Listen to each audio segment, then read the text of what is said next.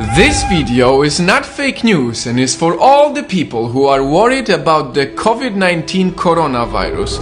I did a lot of research and found a remedy to everyone's fear, and the remedy is in numbers, because numbers don't lie. Let's start with how many people are sick right now. 80,000. That's quite a lot, but out of this, 77,000 people are in China. So if you're not from China, that should remove 96% of your worry. Now, let's assume somehow you got the virus. In the extremely unlikely event of you getting the virus, 81% of the cases are mild, 14% of the cases are moderate, and only 5% of the cases are critical, which means that you are very likely to recover from it. And if you somehow get to a critical state, if you compare COVID-19 to SARS, it had a 10% fatality rate, while COVID-19 has only a 2% fatality rate. That is a 5 times smaller number than SARS. Having said all of this, let's dive even deeper into the numbers to make you feel safer. If you consider the age, the possibility of dying goes even lower. The death rate for people under 50 years old is only 0.2%. 0.2%. Everyone should know these numbers so that they see that the majority of people actually recover from COVID-19. This knowledge is essential so that less people worry. If you are under 50 years old and not living in China, you are much more likely to win the lottery, which is 1 in a 45 million chance, than actually dying from the virus.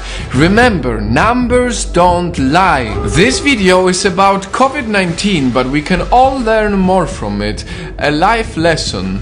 Let's take one of the worst days so far, February 10th, when 108 people, mainly from China, died from the virus. This is a horrible, very high number, but on the same day, cancer killed 26,283 people. Heart disease killed 24,641 people. Diabetes killed 4,300 people. And suicide on that day took 27.7 times more people than COVID-19. The lesson here for us is to cherish our lives every single day, because truth is we never know what can happen to us.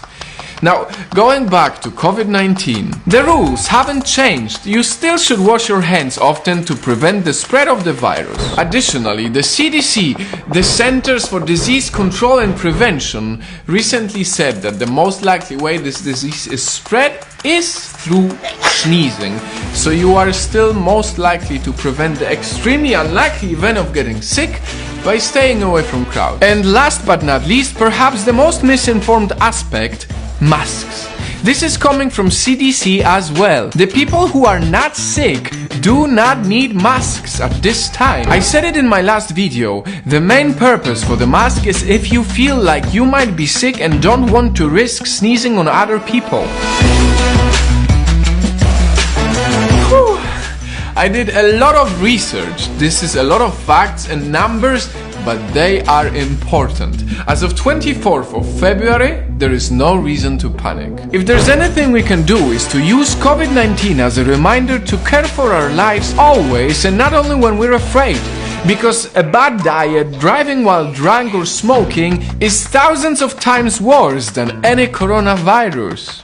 Before I end this video, I want to touch one last topic that's very important to me: racism. A lot of people are using COVID-19 as an excuse to be racist against Chinese people, and it shouldn't be like that. It's not okay. We should not judge a whole nation based on an event like this. Racism sucks, and we need to all come together to not only battle the virus, the fake news and the panic, but also racism. So that a few months from now, when hopefully everyone is safe and we have the virus under control, we will all be able to say that we did our absolute best to fight the virus and not fight each other.